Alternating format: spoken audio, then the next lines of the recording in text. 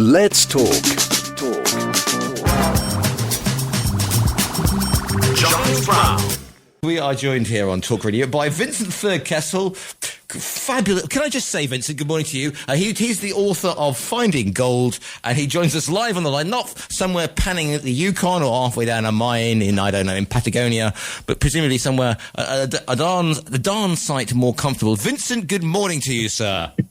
Good morning. Lovely to be talking to you finally, and apologies that I'm not technically very competent. It's quite all right. Welcome to my world. And can I just say, it is one of the finest names I've had on this programme for a very long time. Only beaten by a friend of mine who was called Quinton Younghusband, but there you go. Where do we find you today, Vincent? I'm sat in my back bedroom in Norfolk, so no, I'm not out with a gold pan at the minute, but would like to be. Yep. It's almost as hot here as it is with you, I would think. Yes, indeed. Now, not an area known for its gold, or to explain a little bit about your fascination. Then you've described it as a love affair with this most precious of precious metals. Yeah, no, it was great. When I was 21, I had the extraordinary good fortune to meet a gold prospector. And I didn't think anyone did that anymore. You know, we all know about California, the Yukon and all the rest of it. But here was this guy who had found gold in England, Scotland, Wales, Ireland and Spain, which is really interesting. And so I started looking into it, and I found that most countries in the world have a bit. And then when I was 49, actually, I decided that I'd had enough of working in an office. So I quit work to go hunting for gold and treasure. And I tell you what, this is the best thing ever. There is not 1 minute of any day when I wished I was back at my desk. So let me just explain to people. So on a Friday, you're in middle management with the job. You know, you're debating what sort of mint imperial you should have. You're looking at, you're thinking, oh, it's almost 5 o'clock. And on a Monday, what are you? On a Monday, you're a gold prospector. With the greatest of respect, Vincent, people must have thought you were, you had gold fever, sir.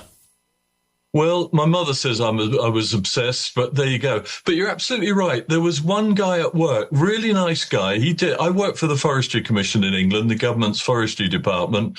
And when I announced that I was leaving to go prospecting for gold, this really nice guy ran up to me, grabbed my arm. This is while I'm getting a coffee. He grabbed my arm and said, "Vince, for Christ's sake, think what you're doing. Think of your pension."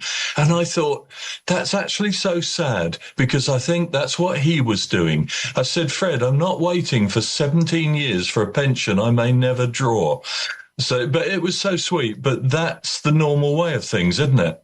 Oh, well, indeed, carpum the carpe, as they say. Seize the fish and go for it. I mean, so you've quit your job. You've decided you're going to go gold. I mean, was this literally sort of, the heavens parted and, a big finger point and go, it was that I think that's a brilliant quote. I don't want to be sitting here for 17 years, with the prospect, see what I did there, of drawing a pension, which I will never draw. That is a huge, because most of us won't have the, as we say in these parts of the cojones to go out there and fly in the face of conformity, my friend. Yeah, it wasn't reckless. I'd sort of parted from my wife, to be honest. My children were grown up. So if it all went wrong, it didn't matter. If I ended up living in a caravan in a field, it didn't matter. Life is risk. If you don't take risks, you're not alive. Absolutely. It was a big deal. Yeah. It was a big deal because the gold panning was the start, and I grow Christmas trees as well. So in the wintertime, I've got a little bit of income from Christmas trees, and in the summer, I go prospecting for gold. But it got a big deal because a friend of mine said there's a shipwreck just off the coast of Wales, that's sort of northeast Britain for, I suppose, your Spanish listeners. Anyway, this shipwreck had £150 million worth of gold on it, and this guy said to me, "There's more gold on that shipwreck per cubic meter than you'll ever find in a river." So I thought, fair enough. So I bought an ex-NATO combat support boat and went hunting for gold. And it took a while, but I mortgaged my house for that. So I did put actually everything on the line. But it worked in the end. Who dares wins, eh? You bought hang on, let me just rewind that. You bought an ex-NATO combat support boat. Yes. Well, what was great is it's twin hull aluminium. It's got two massive lorry diesels driving two massive hydrojets. And I figured I can aim these hydrojets at the seabed, blow away all the sand that's covering the shipwreck, and I'll just go down and pick up the gold. But as often happens in life, nothing is as easy as it seems. So we got this boat. I got a team of family and friends to work with me. We blew the sand off the shipwreck, which is up to 12 feet deep, so it took quite a long time. When we went down there was almost no gold to see. But 11 weeks after diving on that wreck, we started finding a few gold coins, and because then we'd learnt where the sea put them. Right. And it's just brilliant. It's brilliant. But do you know what? It's not the gold. It's the adventure. It's working with your friends and family. It's doing something different. As I said just now, without repeating myself, honest to God, in 21 years of doing this, there's not been 1 minute I wished I was back at my desk. And there's an important thing here. I know I'm talking too much, but you can never talk too much on radio, Vincent. Trust me, I'm living proof. Okay. There you go. You know. Okay. No, the other thing is I was not running away from something bad. Many people hate their job and dream of escape. I didn't. I loved my job. I worked with nice people. I worked with trees. I had an office with 2 windows, but I swapped 2 windows for the world. You know, as I say, I was running away. I wasn't running away from something bad. I was running towards something better. Here's the thing. I mean, presumably you need a permit to do this sort of thing. Otherwise, the coastline around that sceptred isle would now be full of people in ex British Army or British Navy combat support vehicles blasting away merrily. I mean, presumably people say, "Oi, Thurkettle, what do you think you're doing?" Yeah, I think there's lots of subtleties there. The law is complicated, let's say that. Right. The law is always complicated, isn't it? But I think now that part of the coast is designated a marine reserve. But that's quite recent. It wasn't when I was there. Right. And to be honest, you blow away a bit of sand. It's the sea. The sea is really big. You're not going to hurt the sea. Anyway, that's another thing. But what was the feeling then? Did you have a sort of frisson of excitement then when you held that first piece of coinage in your hands? Well, yeah, it was. I think we'd had so many days of disappointment. Imagine we're on the boat for up to 14 hours a day, diving for, as I said, 11 weeks, and I just got used to finding next to nothing. Yeah. And then I saw this little silvery muddy disc on the seabed. And I picked it up. I thought it's just a washer or something. It was black. And then I smudged my thumb across it, and I suddenly noticed it had a milled edge. And I thought, oh, it's a coin. And it still looked blackish with sort of glacial mud. Mm. And I thought, okay, it's a shilling or something, just an old English coin. And then as my thumb came back up across the coin, this is all happening in like 2 seconds, the coin went mustard coloured. And I thought, why would a silver coin be mustard coloured? And then I saw Queen Victoria's young head, and it was a gold coin, and it was the first one, and it was absolutely bloody marvellous. Oh, I can imagine indeed. Obviously, this isn't just taking you on a path around sort of North Wales or the coast of the Welsh coastline. So, I mean, if you think gold, are we thinking California? We're thinking Australia. I mean, where have these travels taken you to, Victor? Well, in the, as I say, 21 years since I left work, but I have been to the northernmost island in Japan looking for gold and platinum. I've been to New Zealand, which I loved, Australia, which I loved even more, though it takes a long time for an Englishman to get used to the fact that everything that moves is deadly out there. And they had scorpions. I nearly put my hand in a nest of scorpions. I've missed the fact that apart from all the spiders and snakes, they had scorpions. But I've also been up to the Yukon, worked with a guy called Jim Archibald on a claim just off Bonanza Creek, which was exciting. Yeah. It is the lifestyle. It's a way of life. And Spain last summer held the World Gold Panning Championships in Navalgas up in the north, which was fantastic. They made such a good job of it. So when you say, the world, is this a competitive sport? Do you all turn up with your butterfly nets or whatever you take with you and pan furiously? Explain to me how that one operates then. Okay, it's it's a bit like any ancient sport, really. You're testing people's ability with a gold pan. You're not testing their ability to go out in the wild and hunt for gold. You're testing if they can use a gold pan. So everybody, up to 1,000 of the world's gold prospectors all meet once a year somewhere. And last year it was Spain, and they've got their super fast gold pans, all different designs. And the organizers give them about a bucket with, say, 20 kilos of sand and gravel. And the organizers have hidden between 5 and 12 little specks. And then with amazing speed, these really, really good athlete gold prospectors wash down as fast as they can, find whatever they can. And if you find it all, there's a good chance you'll go forward. The championships are like the opposite of actual prospecting. Right. Actual prospecting, you're probably alone, you're quiet, you're peaceful, you're working away along a river or something. Then the championships are loads of pressure, wild, lots of splashing, singing, dancing, catching up. They call themselves a golden family, and they really are. That was going to be my next question. Is there much sort of competition? Because you're all doing, your Wild West history is full of people getting a claim and then, being shot in the back or, in the wilds of, the wilds of the Yukon. So, but you make it sound like, presumably you are that disparate pirate crew of people out there.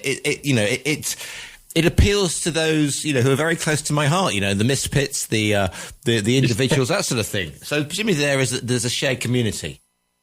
I think, no, absolutely right. And they are a rum lot, as you say, because they are misfits and loners, but they come together once a year. And a bit like fishing, some people exaggerate what they're finding. Some keep quiet. Some people try and get others drunk to tease out of them where they're getting their gold. Somebody said to me last year, because I tend not to say where I am, and they said to me, we don't know the river you're on. We don't even know what country you're working in. And I thought, yep, that's just how I like it.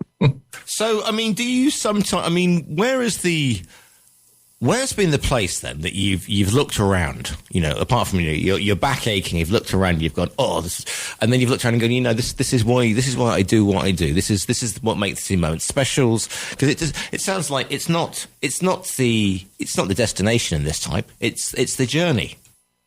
Yeah, and even one more than that, you're spot on. It's not the destination. The journey's fine, but it's actually the people. I have met some of the best people on earth gold prospecting. So, yeah, not the destination, not even the journey. It's the people I've met. I would never have met them if I hadn't thrown caution to the wind and gone out there. So the book, why? Presumably you've got so many tales and whatever. Did you think, I should, were people saying, Vincent, you should get out there and write the book as well? Because you've been around the world, you've been diving off wrecks for goodness sake. And a lot of people go, well, that's the easy bit. Writing the book was the hardest thing I've ever done. And you just think, what? Come on. No, they're right. They're right. I built the house I'm living in now. I dived on a shipwreck for 9 summers, but writing the book, I'll tell you why it was so hard. I wrote a book on wood fires, the wood fire handbook. Well, if someone's got a wood burning stove or cooks on wood fires or something, great. Get the wood fire handbook. You need to know the stuff that's in it. But finding gold is different. Nobody needs to know this. This is a story of a man who left work. And for me, I spent 5 years of all my free time hid up trying to tell an interesting story. So it was hard. It was lonely. No, I don't think I'll write another book. It was difficult. Anyone who says it, if they've written a book that they've been serious about and they're really, really trying to do their best, it is hard work. As I say, I won't rush at doing another one. I'll find another shipwreck or build another house or something because it's easier. So what are you hoping that people will discover, or what lessons do you hope people learn? Is it as the saying goes, feel the fear and do it anyway? I hope people who read the book or get the audiobook, I hope they'll enjoy the adventure. Just a good story, and it's real. Everything in there is true. I'll tell you what, and I shouldn't say this on radio, the only stuff that's not in the book is the dodgy stuff I've done. This is not a confession. So this is not a confessional. So everything in the book is true. And that was, anyway. But one thing a few people might take away from this is an example of somebody who did it. This is an example of somebody who had a nice job and they threw it away. And did they suffer? No. They made the best of it. I tell you, an earlier question you asked, what set this off is it wasn't spontaneous. When I was 40 years old, I was marketing officer for the Forestry Commission. I worked on the fourth floor of an office in the Forestry Commission, and I fairly stupidly looked up what the average age of death for my age group was, and it was 77. Right. I was 40, it was 77. Honest to God, it was like a cold bucket of water thrown over me because I felt immortal. I felt like I had all the time in the world in front of me, and all of a sudden I thought, no, you're more than halfway through life. And also, all old people say life speeds up as you get old, and I thought, bloody hell, if there's anything I want to do, I've got to get on with it. I really have. So for about 6 months, I thought, so what do I want to do with life? Because that 77 was an average. It's not a threshold. It was half of my cohort would be dead by 77. It was terrifying. Anyway, so I did stash all the savings I could. I set up a business growing wildflower seeds, the Christmas tree business. I started taking people out gold prospecting. And I know there's a mixed blessing, but I did come to Spain to meet the King of Spain and go gold panning with him. That's a beaut, isn't it? Hello. Anyways. You kept that one quite well. Juan Carlos. No, the present. He was Felipe. a prince when I met him. Felipe. Yeah. You went gold And he's a really nice guy. I spent a day with him. A really nice guy. You spent anyway, a day with El Rey, gold prospect. And Vincent, I mean, honestly, you spent a day with El Rey, gold. Well, the thing was, at that time, I was president of the World Gold Panning Association, and he was visiting Asturias, and so the local people invited me down just to spend time with him. And also, there is a local family in Navalgas, which is a wonderful little village, beautiful, beautiful place. Right. And there's a family there, and they're living from gold because there's Roman gold mines and everything there. So there's still enough gold that one family made their living from gold panning.